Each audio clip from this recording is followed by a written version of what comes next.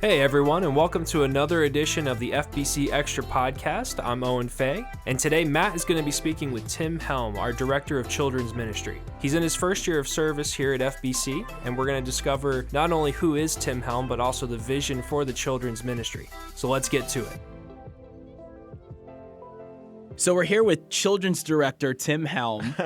Good job. You said Children's And Director. I didn't say pastor. I made that mistake with Reed. Yeah, that's the number one mistake. People say, hey, it's the children's pastor, or hey, it's Pastor Tim. And I'm like, nope, I'm the director. I'm not ordained. Right. I'm not ordained. I'm not going to make that mistake again. Now, for those of you that don't know Tim Helm all that well, he is a walking IMDb page.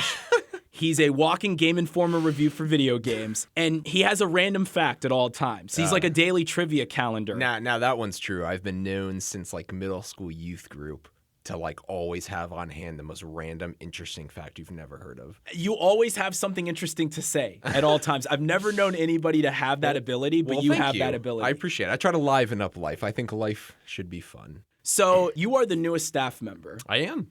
By a long shot. Yeah. I guess Jill, the music director, she came on probably 2 years ago now. Maybe more than that. COVID throws everything off. Oh, my goodness. Probably a little more than that. Yeah, so I am the newest by a few years. You still have that new car smell? Oh, yeah, for sure. I mean, so I came on, I was voted in at the end of February, so I think I technically started like somewhere at the beginning of March, somewhere in that area of this year. So, yeah, we've been in it for about, 8 months? Yeah, 8 months now, so almost a full year. What do you think so far? Man, I love it. I love ministry. You know, Reed and I have chatted about those first 6 months in ministry.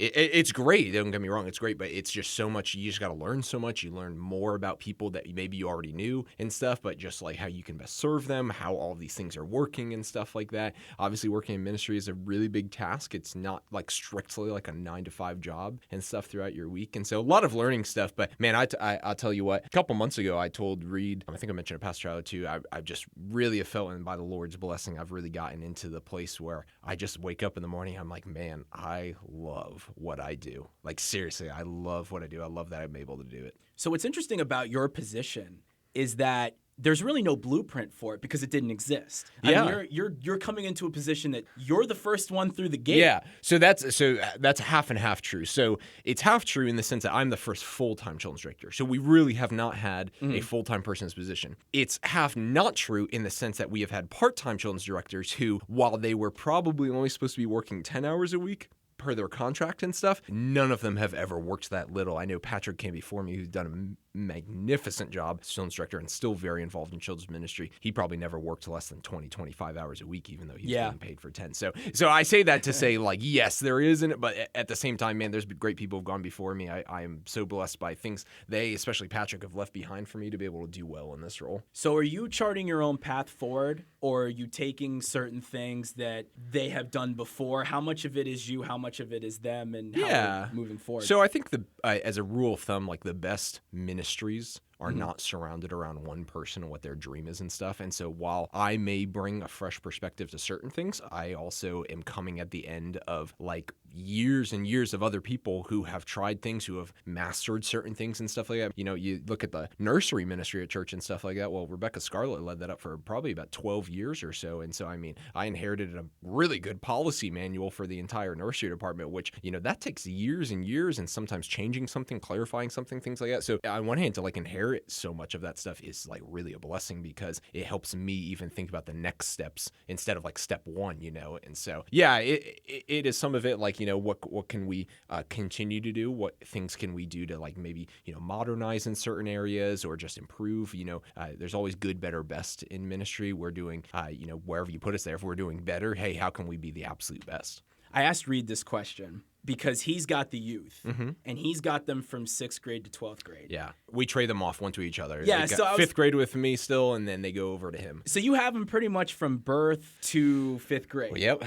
How does that weight hit you? That, you know, in some ways you're spiritually responsible for Yeah. that age group, and then you're also taking them from this stage to Reed, and they're going to take you from there. I mean, how do you... Yeah, I mean, that's a fantastic question. It is definitely, I think it has to have fun weighed the same with the seriousness of it. You know, Reed and I chat about how through kids, like departments and stuff, and through all the way through the youth, we really are interacting with the most impressionable age group in the church. And I say that to say in the sense that we've got to be on the ball. Our volunteers have to be on the ball because these are the years that are really forming kids' opinions about the church, what they think about God and stuff like that. And obviously we're praying and hoping and leading to them confessing for themselves faith in Jesus Christ. Mm-hmm. But there's so many formative things here. And so we just want to be aware of that. And yeah, I mean, I guess to your question, yeah, it is a weighty thing. So I'll be honest, it keeps me up sometimes at night. Yeah. You just think about it and you're like, man, like I'm doing everything I can, the best I can to the glory of God and hoping that we can truly teach Jesus Christ to these kids. So obviously 2021, you come kind of in the middle of a wild era. Yes, it is crazy to start probably any job, but a ministry job at the height of COVID. And so you kind of navigate through that and you're able to put on some events. Yeah. You now have a trunk or treat on your belt. Yeah, praise God. We had Vacation Bible School this summer after taking a summer off. We had trunk or treat, which went fantastic. A couple months ago, 650 people came and visited our church for that. And so that was really, really good. So you've got to feel pretty good after having those events under your belt. Yeah, well, I don't know if I'll fully say it. I'll ask me again after I do a full year or 2 years and stuff. Gotcha. Hopefully, I mean, man, I had a lot of help. I told people I believe in sharing credit for stuff. Reed did like 50% of Fall Festival with me, and Patrick, of course, left behind amazing notes and stuff like that. Patrick had such good notes on stuff. Like he even had like timetables of like, oh, it's the first week in August. Like call these people here to reserve this or whatever. And I was just like, all right, I'm following his template, and it went well. So we're also in the thick of Word of Life. Yeah. Go for Buddies, all that. Talk a little bit about Word of Life, how it's going. So we do Word of Life clubs every Wednesday night for the kids of our church. And so Word of Life is great. They have some good curriculum and stuff. My story with Word of Life actually goes before these clubs and stuff. My dad and all of his siblings and my older brother, they went to the Word of Life Bible Institute in New York. So I've been aware of Word of Life. But we use their stuff. So the really good stuff on verse memorization. We have a lot of fun with activities and stuff. Man, from everything, even like Owen Faye doing songs with the kids every week. I can't tell you how many mornings I wake up and like while I'm just like taking a shower or whatever thing, like I'm singing one of the songs that we did because it gets so stuck in my head, but it's so good. Like I love them. I think this morning I had the jumping up and down, jumping up and down, jumping up and down, shout Hosanna, Hosanna. Like, I knew he was going to sing at some point. Tim always sings at some point. This is true. Yeah. My wife will tell you that if it's just us at home, 90% of my time at home, I'm either singing or dancing or both around the house. I've talked about this in episode 0. Part of the reason I'm doing this is that I want to give new dimensions to the staff, to the ministries, to all those things. That's the goal here. Yeah. So I want you to talk a little bit about Tim Helm. You're still new. Oh. You've met a lot of people. Obviously, I think your personality is coming out a little bit here. Okay. Just a little bit. Yeah, I feel comfortable. Hey, you're doing a great job. Yeah, I appreciate you doing this. For people that maybe still haven't met you or haven't had an opportunity to be around you, talk about Tim Helm a little bit. Okay. Oh my goodness. That's like wow. That's such a big question. It's like, do I like psychologically analyze myself? Or I'm just kidding. I mean, I grew up in Connecticut, first 18 years of my life, right outside New York City. That's a big part of who I am and stuff. The area I grew up, one church my entire life. So I'm really thankful for that in the sense that my first 18 years there, where we didn't chirp or chop, we didn't anything like that. We were plugged into ministries for years and years and years. Came down to study pastoral leadership at Liberty University. I guess basically while I was in high school youth group at my church I was growing up at, I debate sometimes. Like I really, I was baptized in 8th grade, and I do really think I confessed Christ before that I was baptized, and I knew. I think the tough thing with like discerning things like that, and when you were like actually saved and stuff like that, is just growing up in the church. It's like I don't have an exact date. I don't, but I know that I loved Christ, and though I needed to grow in maturity a lot and stuff, I just knew it was the truth, and I knew it was the truth that I needed to commit myself to, and I believed it. But in high school, the Lord really, really gripped my heart. I so clearly remember it was the summer right before my junior year of high school, and I remember being on our youth group had a student leadership team, and we were on a retreat for that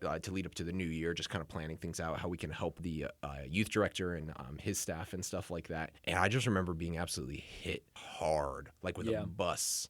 I guess for the first time realizing, I guess the Ecclesiastes like motto, like everything is meaningless except what we do for the Lord. Like that literally hit me so hard.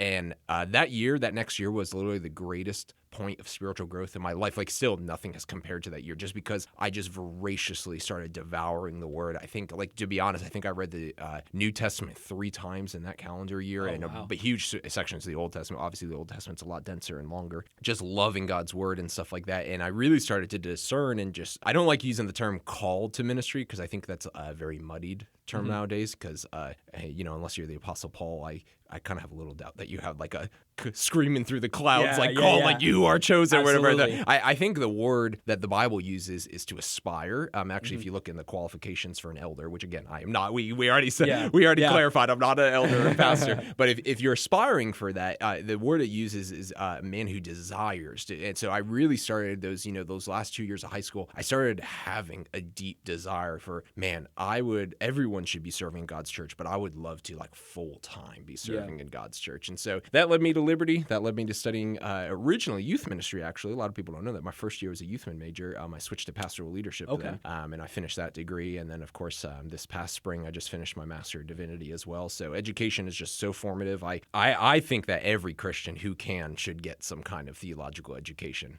I actually am a firm believer that seminary is not just for those studying for ministry. I think that anyone, hey, if you could swing it, now, of course, there's things, financials, time, family, things like that. If you could swing it, anyone should go to seminary. But I know that I think that is a pretty strong thing that you should do if you're going to ministry. So I've done that. And man, the Lord opened the door this year to, we've always been serving in the church, whether it's children's, youth, adult Sunday school, but to be able to full-time focus our efforts on kids. So that's been great. So I'm thankful to say that this ministry is one I'm a part of. Yeah. And I'm grateful to be a part of it. We're happy to have you. Having been down there, you have such an energy. Where does that energy come from? Like, you've got such a good rapport with the children. I watch you, and it never stops, man. You're like a volcano of just pure childlike wonder. Where does that stem from? So I'll say thank you to that, and then I'll also say you could pray for my wife because the energy doesn't stop when we go home. Tim is Tim. I am like wake up in the morning to like head down on the pillow at night. I am Tim Helm. Is it Wheaties? What do you eat? I don't know, man. I eat like interesting. You want the interesting fact about Tim right now? I eat probably like 4,000 or 5,000 calories a day. Wow. Maybe that is, so that's the secret Maybe sauce. that's the thing. Yeah. Wow. I still got that crazy metabolism and stuff. Yeah. I don't know. I try to like genuinely like, man, there's hard days and stuff like that. There's all this different stuff, but like, I guess it's just like, it's not me. I guess it's like thankfulness to the Lord. Like I thankfully have always been able to wake up in the morning and start each day new and fresh. And I guess have a smile on my, I don't know. Like I guess have a smile on my face. And I'm usually always whistling or humming a tune or something like that as I go around. And I'm not trying to get like so, I guess I'll get deep on it and stuff. I just think like God has also like as deep as like our pursuit of God and knowledge of God and all that stuff. Like I think part of the original creation mandate, like, maybe you don't like the word like fun and stuff like that, but like at the very least, like we're commanded to enjoy the life that God has given us. Absolutely, and enjoy even the fruits of our labors and stuff. Like, I mean, man, this could branch into so many conversations. That's part of my dialogue. I open up like 10 different paths you could go down for conversation, but genuinely, like, I mean, some people like, struggle with like, oh man, how much of my money should I spend on myself? Yada, yada, thing like that. And I'm not even talking about monetarily. I'm just talking about life in general. Like, I think in a certain way, like God actually has also called us to enjoy what he's given us and enjoy life every moment. Don't take it for granted and stuff. And so I try to enjoy my life. And so, I just like try to like, each Sunday is new and I see the kids and their smiles and stuff. And I think, in all honesty, maybe it's just kind of like a kid like mindset and stuff like that. Like kids have been coming every Sunday and they're so excited to be there. Like it's infectious. They've played with that toy 1,000 times and it's like the first time they ever played with it and stuff. They've probably heard this Bible story before, but it's like they've never man, that it is infectious. You're right. And I love that I work in a job where I can just match that with kids and we can have a great time about it. Two things I really want to hit on for you guys as staff going through all of you is vision, focus, and trajectory. I want to start with focus. Okay. For you, children's director, you're less than a year in, but you're now humming along. Where's the focus for you this upcoming year and beyond? Where's your head at? Where would you like to see the children's ministry go? Sure. Okay. So I've gone on so many rabbit trails already. So I think with focus, I will intentionally keep it simple and clean and concise. There you go.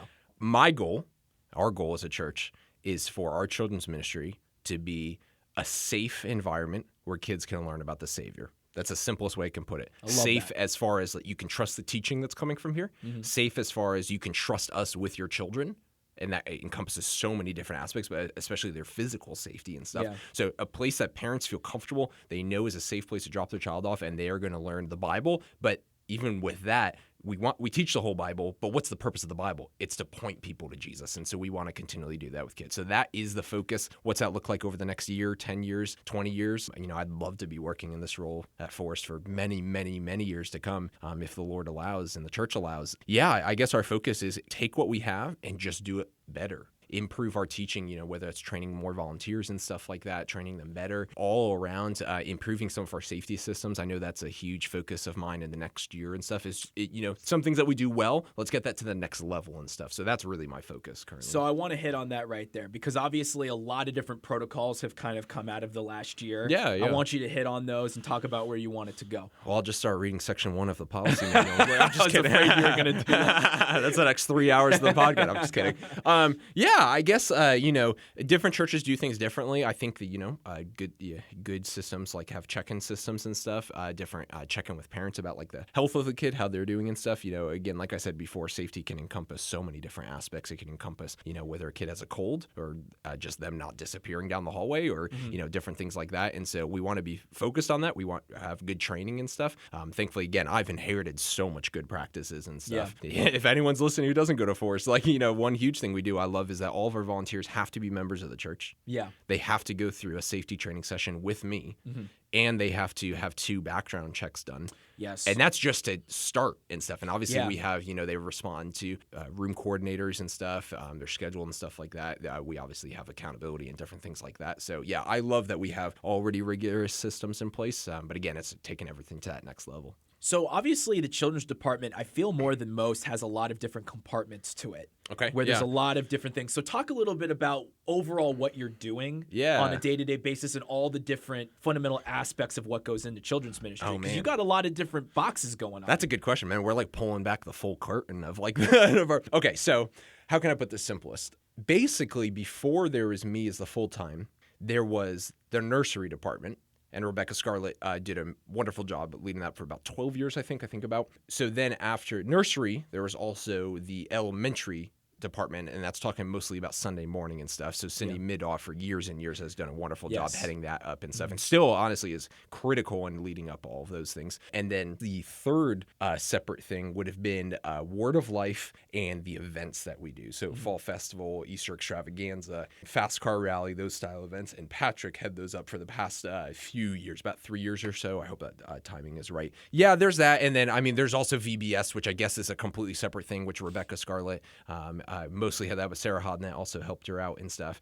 So yeah, that was the kind of the different things. Now with the full-time position, all of those have been brought under one tent, which is fantastic, and I love it. Even one thing I think about recently and stuff is when we had to do the budgets for this next year. Instead of having like 4 completely separate budgets, with different people and stuff over them, having the ability for one person to look at all of them across the board and stuff like that, I think it helps us even better utilize our money. Not that we weren't before and stuff, but because there's some overlap over areas there wasn't before and stuff, it helps us better utilize money. And so, what does my week look like? That's a funny question. It really depends on the week. Obviously, the weeks leading up to Fall Festival, I was 110% of my day, basically. He was hustling. Just getting stuff ready for that.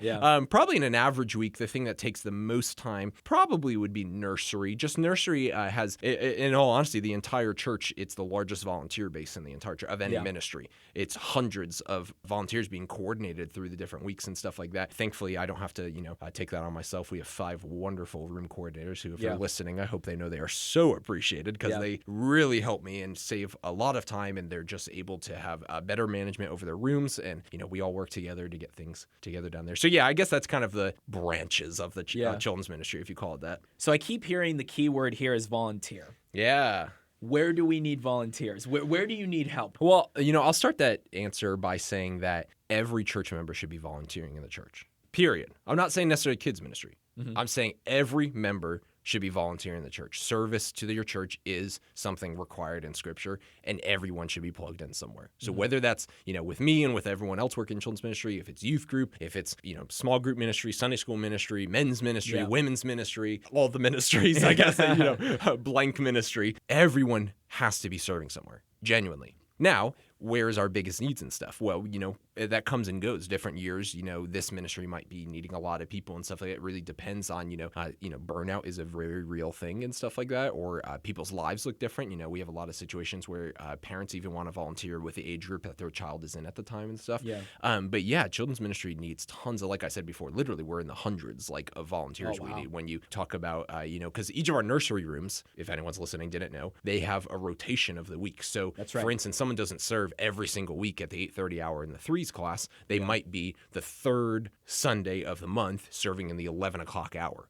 And so when you have that, that multiplies obviously a lot, because if you have 4 weeks in a month, if you've got 8:30 and 11 o'clock services, we have the Sunday school hour as well. Like, you're talking about so many people, and that's just one room. Exactly, and then multiply by all the rooms, add elementary on top, and then have all of our different things, Word of Life clubs and stuff. And then, I mean, it depends. Even when we get to events of the year, I mean, Fall Festival needs about 100 volunteers. VBS needs just about the same and stuff. So, I mean, you're talking about through the year hundreds of people that we need volunteering and stuff. And man, it is such a worthwhile task. It really is. People are needed. I know a lot of people's. I'll ask the question for you that I'm going to answer. Okay, go What is the biggest fear people have in volunteering in kids ministry? That was my next question. Oh, man, there you go. Dream. I think it really is. In my conversing with people, all of that, I think a lot of people feel, hey, I don't feel particularly called to this, or I don't feel like that I have special skills for this. And I think because a lot of people are thinking, man, I had to have studied like elementary education basically in college to do stuff. Yeah. Matt, did you study elementary education? No, I don't have any of that training. It's honestly, now that's not saying that, if someone's just like, I don't know, I guess don't like kids. I think everyone should like kids to a degree. But if somebody's just like, I mean, I'm not saying, hey, we just want anyone to step in there. But at the same time, like, the requirements are really like, if you're a member, we already are affirming that you're a believer in Jesus Christ. Okay, well, every believer in Jesus Christ should be growing in their knowledge of the Lord. And so that might mean you take a couple hours and then we just prepare the lesson for the upcoming Sunday, but that's a benefit to you, and it's a benefit to you to be able to teach those children and stuff. And then, besides that, there's other general administrative things, but it really isn't, I never want to use the word just, like, oh, it's just that, because I think just can diminish, the word just can diminish ministry. So it's not, obviously, children's ministry is not, oh, it's just this. But at the same time, I've got to just break what I just said. It is that. It simply is that. It is, hey, love Jesus and love kids, and you have to have a desire for them to see Jesus. I'll be honest, I think almost any member of any church can and should work in kids ministry. I'll put it bluntly that way. So I'm going to flip it on you now. Okay. And I'm going to now have you talk to two groups of people right now. The first is parents that have just joined the church. Maybe they're new, and they have kids that are not in children's ministry, but they could be. Okay. The second group is parents of kids that their first child's about to come into the children's ministry, maybe in some capacity. Maybe they're about to give birth to their first child. Sure. Maybe they're about ready to be willing to put their kid into the nursery or into Word of Life or into Gopher Buddies. Talk to them a little bit. Talk to them about why they should trust you and trust Forest Baptist Church with their child in that capacity. Yeah, well, I guess I'll go back to the safety thing of, like, it's safety of environment. So it's all the physical things, health and well-being things, and then safety of spirituality, the teaching and stuff like that. We use fantastic curriculum. So we use the Gospel Project curriculum. It is amazing. You do it. Yeah, it is absolutely amazing. I love it. For those of you listening who don't know your host, Matt Garcia, he teaches every single Sunday, second and third graders. So that's right. We use the Gospel Project curriculum. It's done by Lifeway, which is an arm of the Southern Baptist Convention. We're Southern Baptist Church. But it's not just because, hey, this is our convention, we use a curriculum.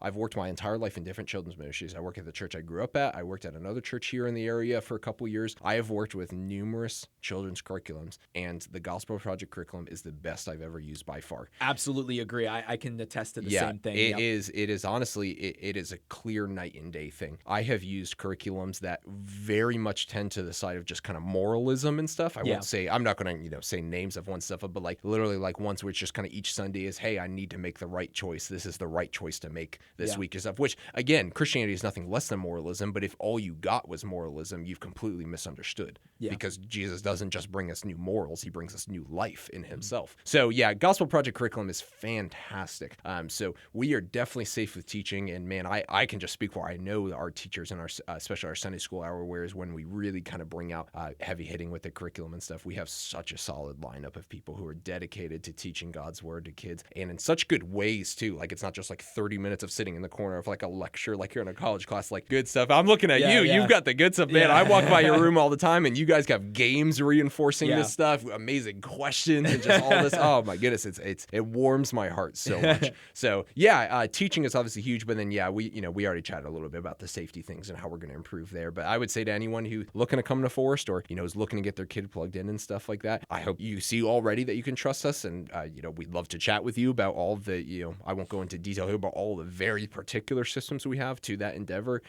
We love serving the kids of our church, and we love partnering with parents in that. So for people that want to volunteer, and for parents that want to get their kids involved, where are they going? Yeah, they should probably contact me directly. Tim at forestbaptistchurch.org. There it is. I got no social media. Neither do I. That's an entire other podcast I can tell you about my... That's why I'm relying on other people to get this out. Yeah. I can go off on my passion of not having social media. Hey, you know what? I agree with that. I've got that as well.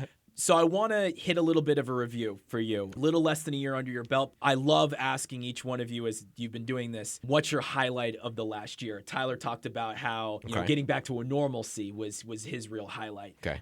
For you, what stands out over this last year? Anything particularly hits you? Okay. Well, the Fall Festival, it just went so well. It was one of the better ones I've seen, and I've been here for quite a while. And again, that's not like, man, Reed, Patrick, like many others, obviously all of the volunteers who came out, man, key leaders and stuff like that. I'll say everyone's name. Man, I'm going to have gone through the whole membership of the church just thanking people on this podcast. Keep bragging away. Shay and Karen Ellis were huge help in different areas of Fall Festival. I say that I can't take all the credit, but yeah, I woke up the day after Fall Festival. So it was a Sunday this year. I woke up that Monday morning, and I don't think any possible news or anything in the world could have ripped the smile off my face. I was so awesome. happy, and I was satisfied, and I just was like, man, we've done a good work unto the Lord. Like, man, we've been a good light to our community. I love that, having our foot in the door where, people come out and stuff. This is the first year actually we have ever advertised,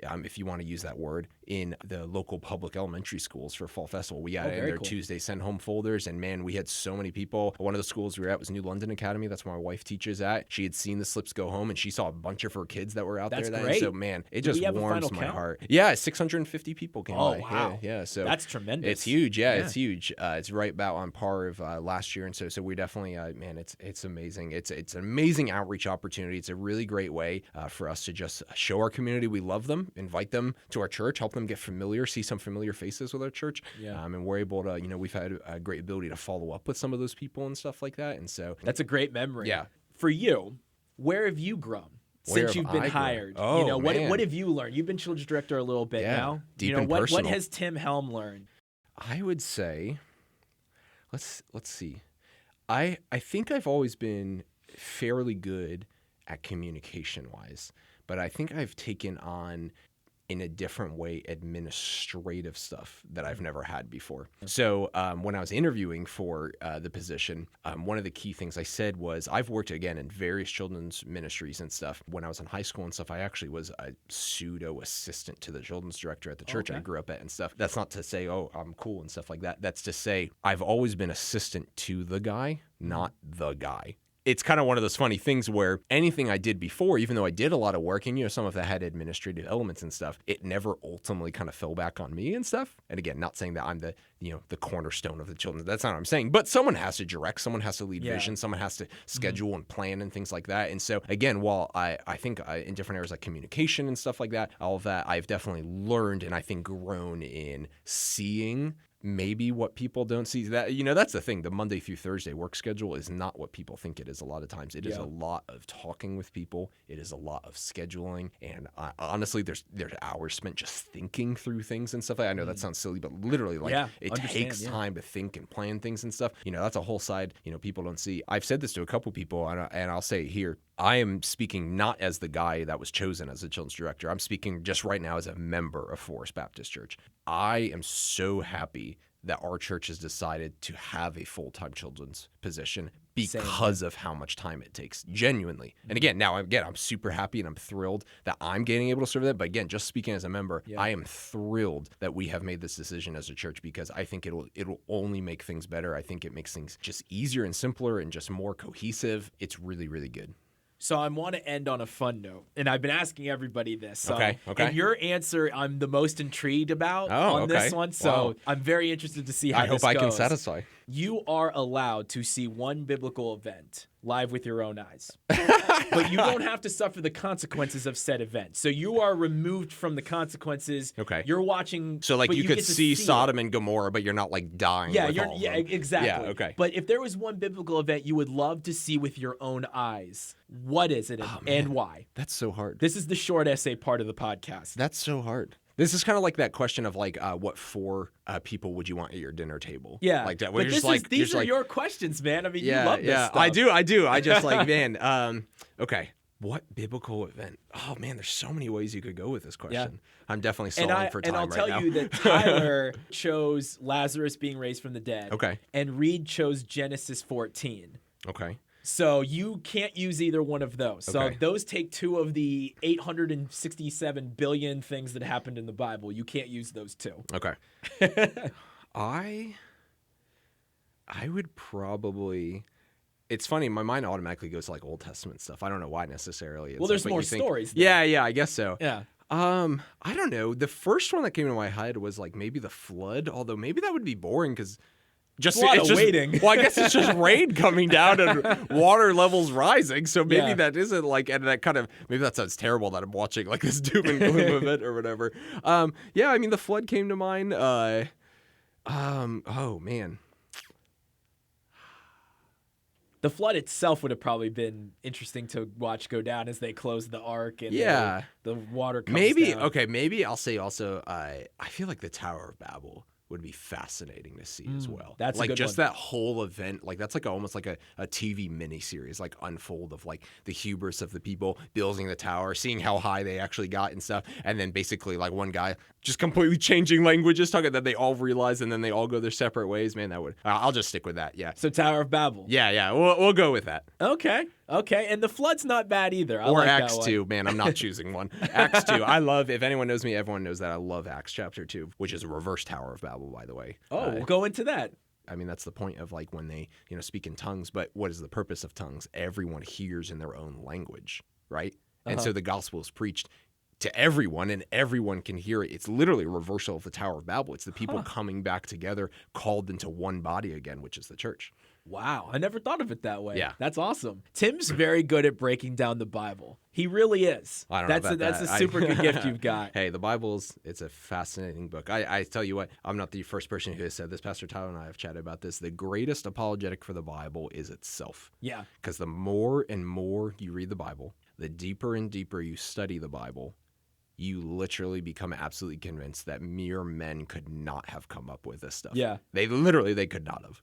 That is amazing. And so Acts 2 is your favorite chapter of the Bible? Acts 2 is my favorite chapter of the entire Bible. I preached on it a few months ago. I think was that this summer? Man, time flies by so fast. It was in June, yeah. Yeah. Which is on this podcast, right? Yep. This is on the Forest Baptist Church podcast, so anyone can listen to that. Yeah, I love Acts chapter 2. You have a little bit of every single doctrine in that chapter. I'm absolutely convinced it is so helpful. Tim, thanks so much for being with us, man. We'll talk to you again real soon. Dude, Matt, thank you so much for hosting this. This has been a lot of fun. Yeah, I enjoyed it. It's been great, man. Take care. All right, see ya. All right, Tim, thank you so much for joining us on today's episode, and we'll continue to be praying for you as you serve the church in this capacity.